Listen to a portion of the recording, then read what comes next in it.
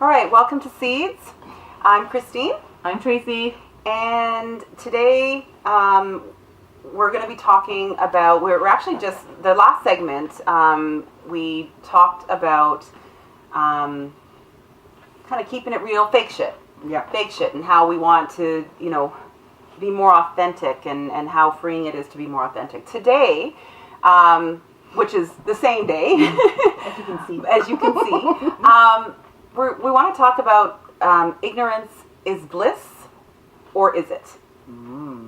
And how I find there's a lot of people that like to keep their head buried in the sand when truth is slapping them in the face. Punching them in the face, Yes. even. Yeah. Where do you think that comes from? I think that, well, this thing is truth hurts, right? And a lot of people don't want to deal with that hurt. They don't want to deal with the Yes. immediacy of that. Of what the truth might bring. Because we all have to face truths in our lives, and some of us choose to accept the pain and accept whatever it brings because they'd rather live in that truth. But whereas there's some that don't want to even face it. Live in and out of that truth, Exactly. right? Yeah. Yeah. And so even if the truth comes to them, they might even manipulate it away so that they can live with whatever was told to them or was given them. Have you ever been in a situation where, I mean, and I'm not asking you to talk about the situation per se, but where you know that there's something more to be known, and it coming to you would then maybe completely shake up the foundation of your life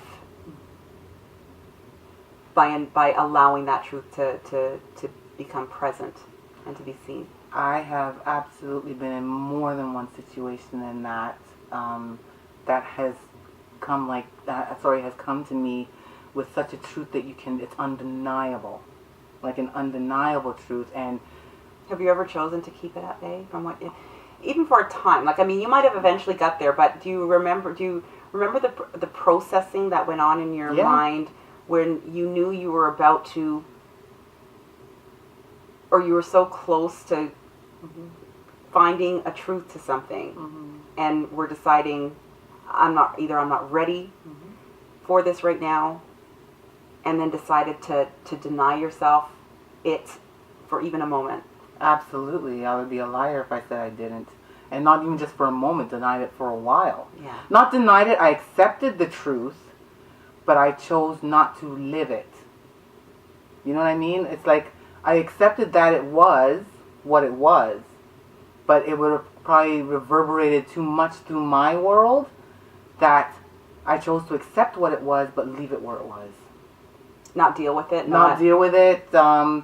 Yeah, denial. Completely go in deny denial. it. Yeah, deny living in it.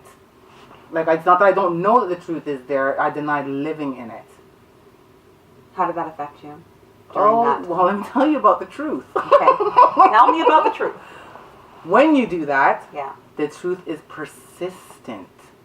The truth constantly knocks on your door in ways that you don't even perceive possible. Because the truth...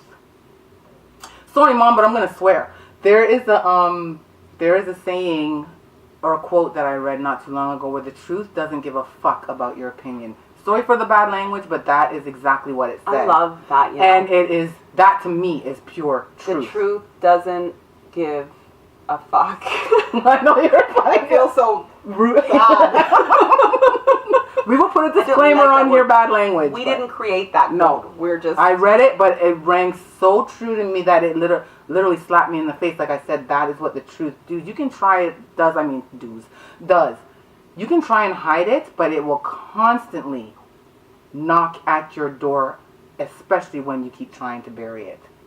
Or especially when you keep burying your head in the sand, it'll come and kick you in your ass. Okay, so there's the ignorance is bliss from the point of view that You just don't know. Like, Yeah. It's not in your awareness. It's not in your radar. It's not whatever. So you are living in this life or in this situation completely unaware that what you have in front of you, there's more to it than what's there. But what we're talking about is the ignorance is bliss. Or, no, is ignorance, no, I'm going to say it differently. Is choosing to be ignorant bliss?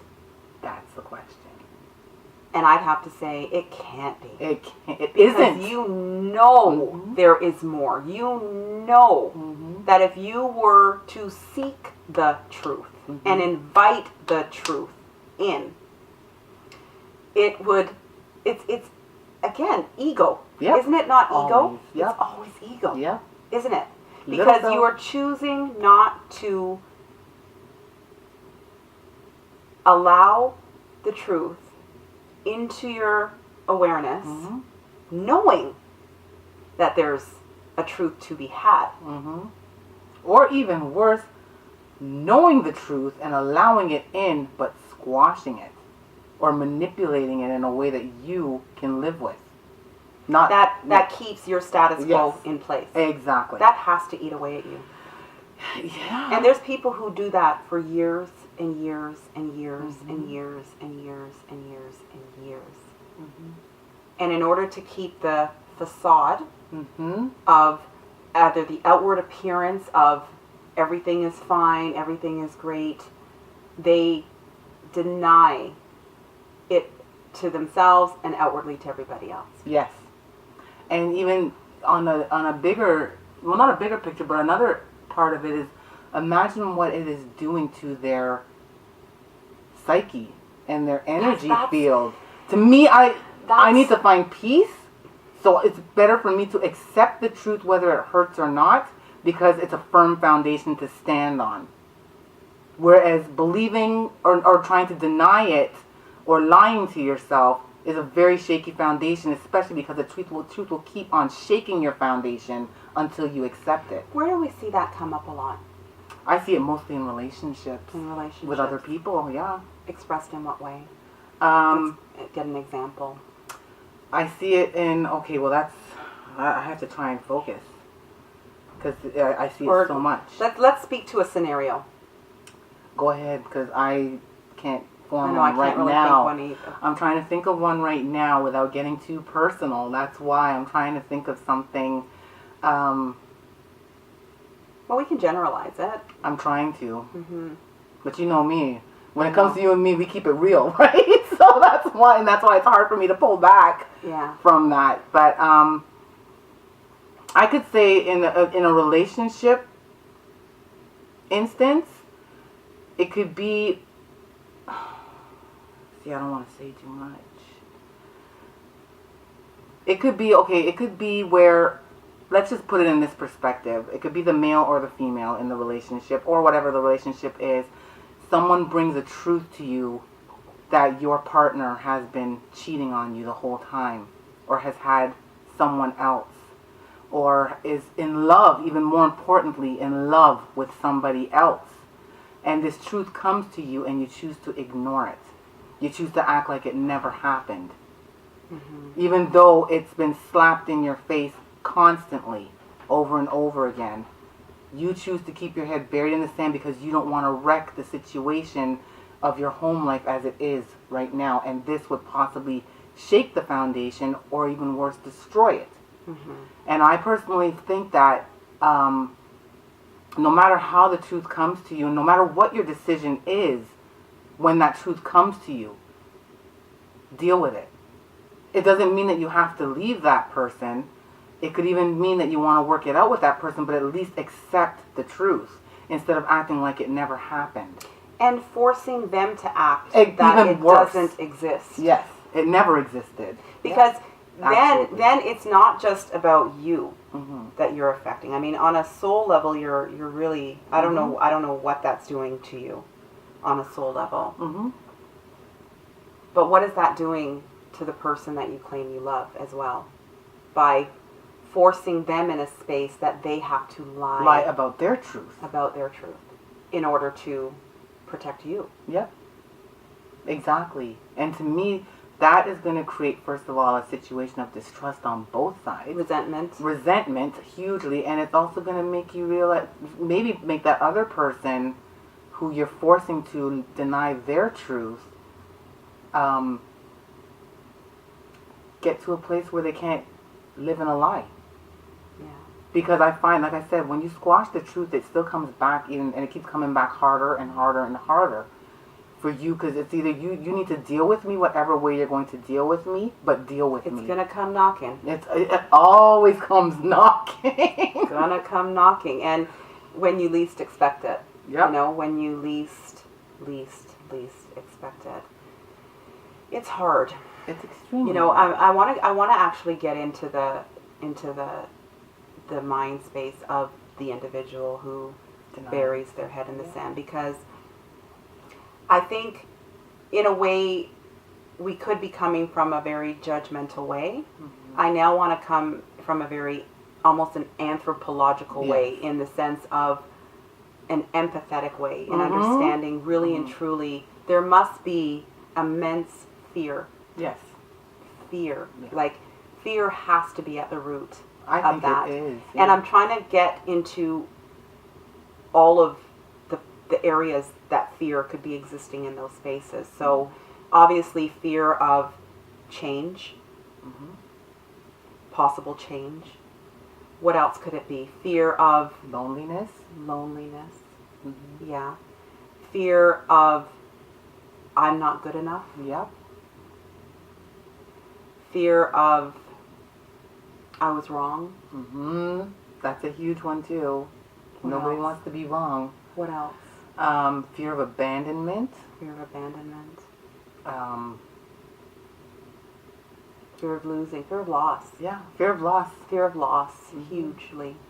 And not just loss of a person, but loss of even just who you thought you were. Yep.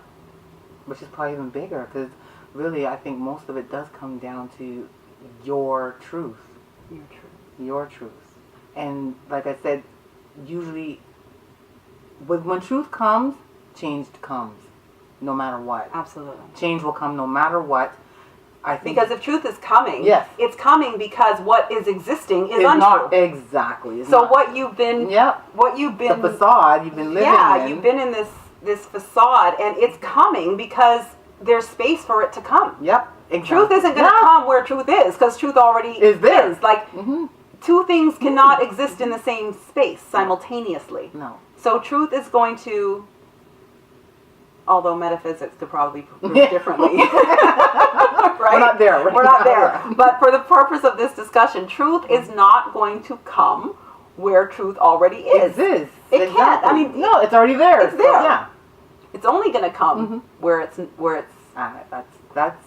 You know what? Yeah, I just had an epiphany. Yeah, I'm kind of. You're walking through your epiphany as I'm hearing it too. Yeah. And that makes complete sense.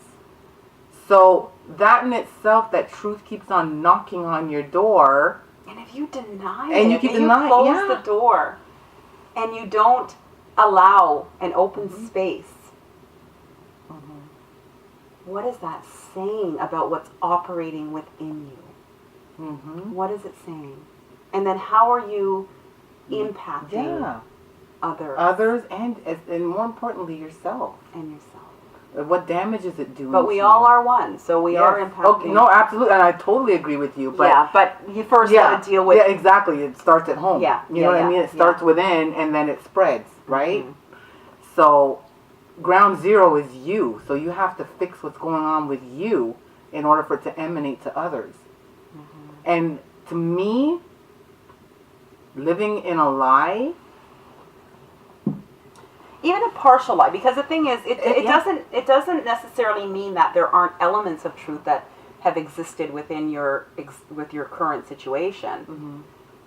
But to me, if you have a pool of pure truth, and somebody drops a droplet of a lie in it, the whole pool It's is now a tainted. lie. It's tainted. The pool is now a lie. Yeah. Really. Yeah, So automatically. you can pick and choose what's true and be able to find security in the elements that are true. Mm-hmm. But to turn a blind eye and bury your head in the sand to what is untrue within this pool that you're in, to consciously do that. You see it, you know it, it affects your conscience, it affects everything, but you choose to not look at it. It doesn't change the fact that you're living still in a pool that is now a lie because just a drop It's the one of a drop lie rule. is there because you are choosing to pretend it's not there. Yep. Absolutely. And what I feel is that people who choose to bury their head in the sand and not accept the truth as it is are, like you said, doing a disservice to themselves and to others, because as far as from my experience, I find when you do that, it keeps on compounding and compounding and compounding till the weight gets too heavy. Yeah. And how long are you going to want to live in that stressed out environment, and how can you build on that kind of environment? To me, you can't even build on it because Trust. yeah, you're building it on a shaky foundation already. Absolutely. And as far as I'm concerned, the truth is going to keep on shaking it until you wake up, and regardless of whatever your decision is in the situation, at least acknowledge the truth to a degree that you're not burying it in order to continue your situation. You're kind of creating your own karma. Yeah. Really. Yeah. You know? And then to the extent that you bury it, when it becomes unearthed, who is to blame? The person who's involved? Or are you not partially to blame for some of the pain that you're now faced with?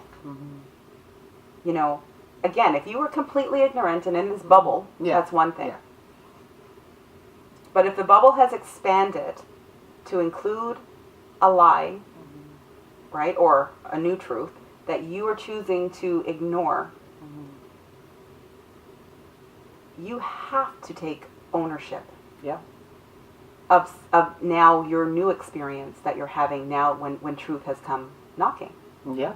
You have to. You can't go and continue to blame the individual who may be doing this to you. You might have initially when you were completely ignorant. But when you now not become ignorant and you have done nothing to seek the truth, you have done nothing. In fact, you've done everything to block it. The truth, which is even worse. Right? Yep. Who's to blame then? Yep. And I would say it's you. I read a Freud. I don't want to keep talking about quotes, but I read a Freudian quote too, where he stated that he's talking about feelings, but he said unexpressed feelings that are buried alive never die, but come back in much uglier ways. Ooh. And you can replace that are buried feelings alive. that are buried. You can So unrepressed. What was it? Unrepressed. Unexpressed. Unexpressed. So unexpressed truth. Unexpressed that is truth. buried alive. Say it again. Unexpressed truth that is buried alive comes back in much uglier ways. Oh my gosh. Buried alive. I'm just trying to think. What you do. That is what you're doing. Yeah. You're burying the truth alive. And that's the difference. Like, you are knowingly, you know it is alive. You know it exists. You know it lives. Yep. But you are burying it alive. What was the end? It doesn't... And if you bury it alive, it comes back in much uglier ways. In much uglier ways. And I think that is the foundation you are creating when you bury the truth. It's going to come back in uglier ways.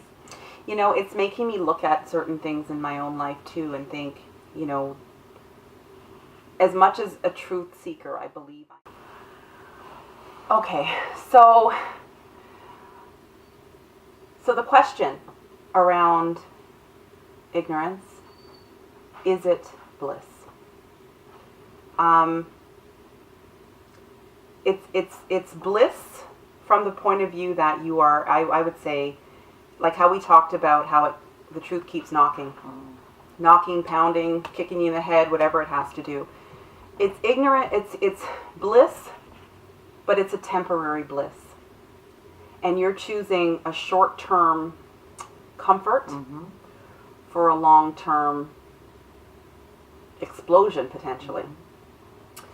You're putting a Band-Aid over a bullet wound. Yeah, that's really what you're. That's really what you're doing. So, I think we're both of the opinion that ignorance is not bliss. True bliss is living in pure truth, and not allowing yourself to give into the fears, all of the fears that exist in preventing yourself from knowing the truth. Yes. Whatever it is. Whatever it is. Whatever it is. You know? And it does take growth and strength to get there.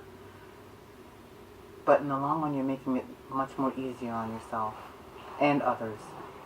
Because when you live in your truth, you can't stay in a situation unless you let someone else live in their truth as well. Yeah. And I think the longer you try to exist in truth, the more comfortable you'll become. The more comfortable, yeah, for sure. It does seem like a big obstacle at first, but you have to kind of remind yourself that truth came in, and we're talking about pure truth, that truth came in to help you, not hurt you. Yeah. Its end goal is always to help you. So it's up to you to help yourself. Yeah. And thereby helping others to discover and to live their truth too.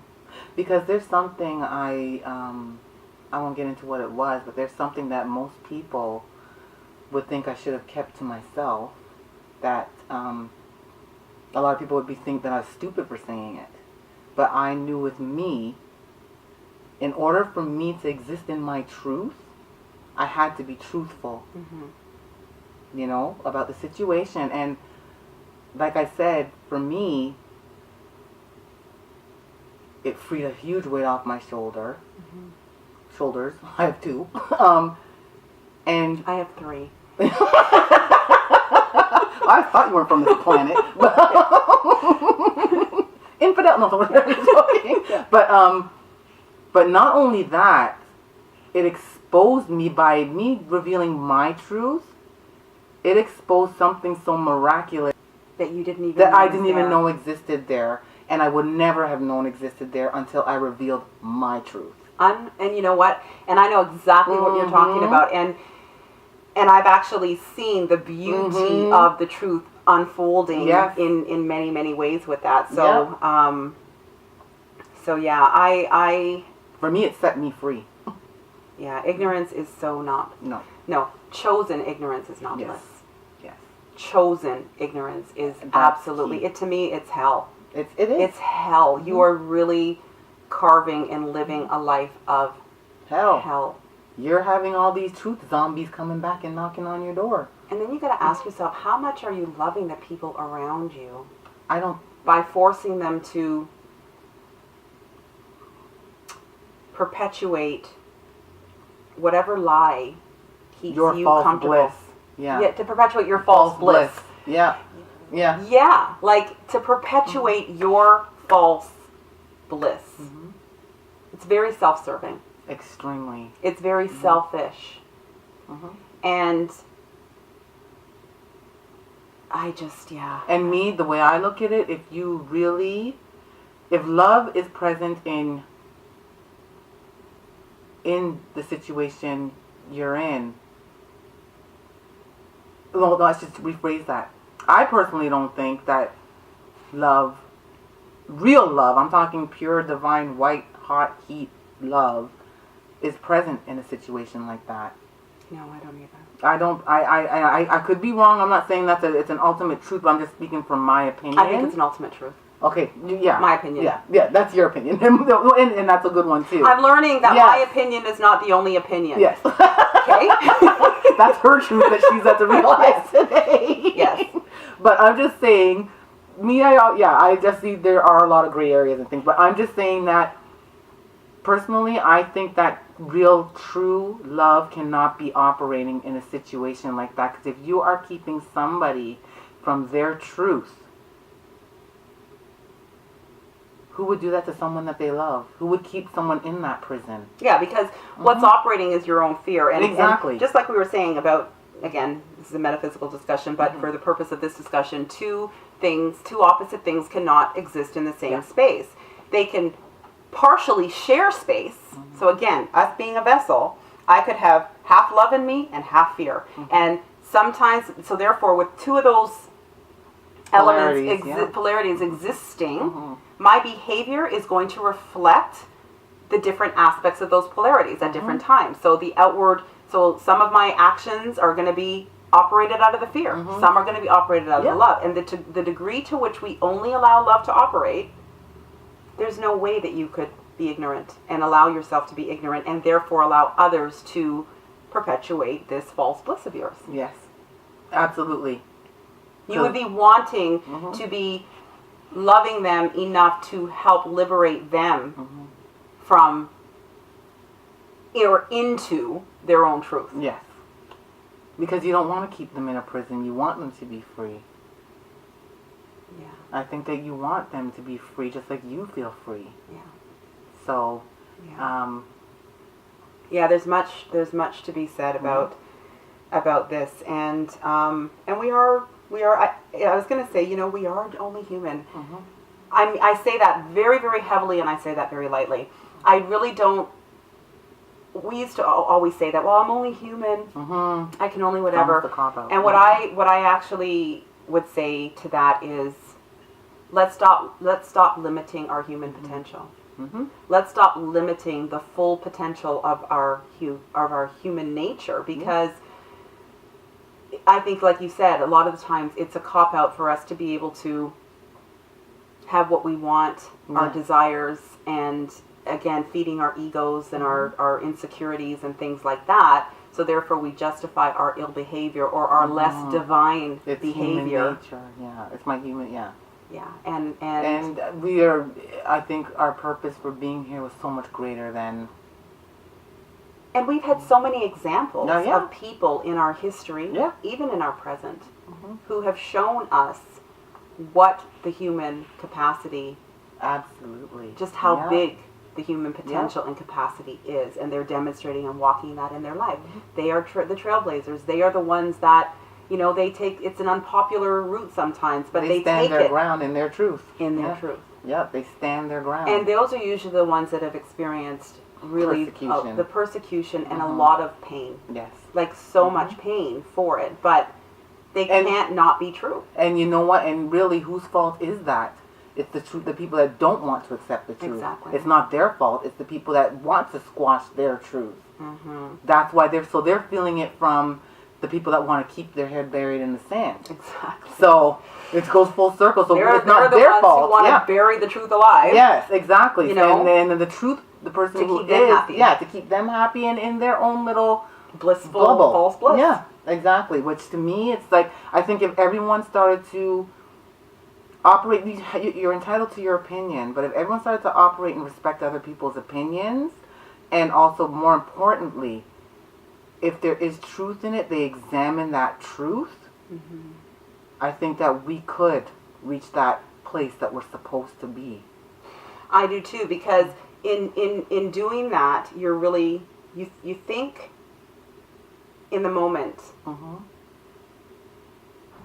by burying your head in the sand, by burying this truth alive, that you are winning. Yeah. You have no idea how much you are losing. You lose so much of yourself. Yes, absolutely. Like really. It's true. I remember, I think it was Rosie Perez in White Man Can't Jump. Didn't she have a line? There was a famous line that came out of that movie. and it hit me where she was saying it was a joke in how she said it, but there was some real truth in it, and it was basically the gist of it was sometimes when you win, you're actually losing, and sometimes when you lose, you're actually winning. Yeah. You know, it has to do with what is it that you are trying to win. Are you trying to win glory? Yes. Or are you trying to win the true experience of life in its full truth and in its full love and in its full light? Or is it about the glory? Exactly. And whenever it's about only the glory, everybody loses. Exactly. Everybody loses. Yep. So, yeah. Yep. Well, No, yeah, well, it's like my...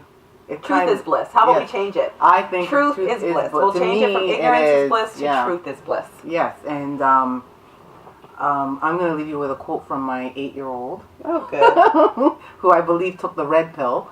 Yeah. But she stated to me one day, you know what, Mom? Real life is better than cartoons.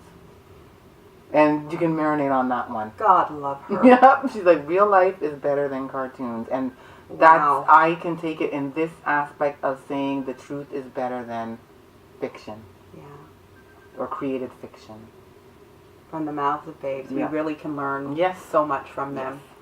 Yes. So much from them. So with that, I want to thank Michaela for closing this off for us. So poignant. Yes. And so true.